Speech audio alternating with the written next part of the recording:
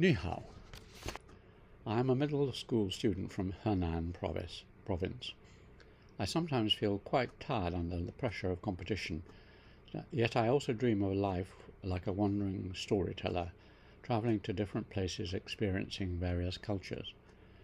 Would it be better to first focus on achieving success and building a stable foundation, and then travel afterwards, or would it be better to explore the world earlier and then think about how to build a life? Or perhaps these two paths are not necessarily in conflict. Thank you. I think this is a question which I've discussed with a number of my younger Chinese friends, and I also faced in my own life, because nowadays the pressure of education, as I know, in China is huge, and your parents also have a huge investment in you succeeding. On the other hand, you know that out there is a wonderful wide world and different cultures and civilizations to explore. So I think the final comment is probably the right one. It's not really either or. It should be a bit of both and moving in different directions during your life. I personally went through my school up to the age of 18 before I went to university, and I had the good fortune to go to India, where my parents were working in Assam on the borders of Burma,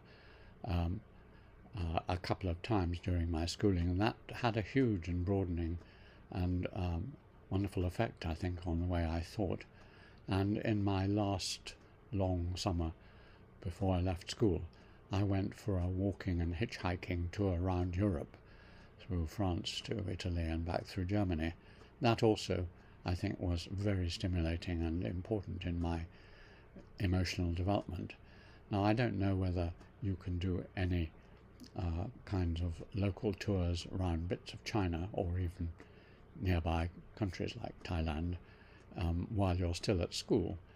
If you can persuade the school or your parents that it would be good to travel out of your particular area, because of course China is a civilization. So in Henan, if you persuade them to go to Yunnan or Sichuan or Liaoning or somewhere, you will be in effectively a different civilization, at least another country where things are done differently, and you'll broaden your mind hugely. But don't step off the moving ladder of education too quickly, because you would regret that. So don't take time out from school for more than just holidays, but try and do some relatively small traveling then. Remember to keep a diary, remember to take some photographs and films, make it a rich and memorable experience. And then we have a tradition here that you have a gap year. That is, at the end of your schooling, people often take a year out before they go to university. That's another very good opportunity. Most universities here anyway, and I hope in China, will say, okay, you want to come up a year later, you can take that year off. And during that year, you can travel more widely, go outside China to the Anglosphere, to Australia or Canada or UK, or if you can, or to other parts of the continent, or of course many parts of Asia and Africa. And again, if you do that, plan it so that it isn't just a wandering around. Have some scheme in mind, some questions you want to solve. Keep either a physical or a computer diary of what you see and your reflections as you go along, because the impressions will be very varied and very soon covered over with new impressions. And if you don't document them as you travel around, much of it will be lost or buried in your subconscious. So you could do that. Then when you go to university, of course, there are opportunities during the vacations then to do travel within Chinese civilization at least. And then afterwards, before you settle down into a job. Many people take a year or two out and then go into a steady employment. But the world is changing, and now it's much more both and, because most jobs now are not jobs for life and not 9 to 9 or whatever they are in China, very long. So you have periods when you, in between work, you leave one job and you go to another.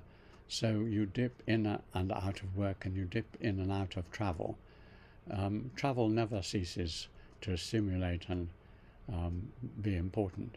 I myself have had the good fortune to do wonderful travel. I think I counted them up as 55 long distance travels with my wife, about 10 to Japan, 20 to China, 20 to the Himalayas and Nepal, 10 to Australia, a few to America, and of course across the continent of Europe.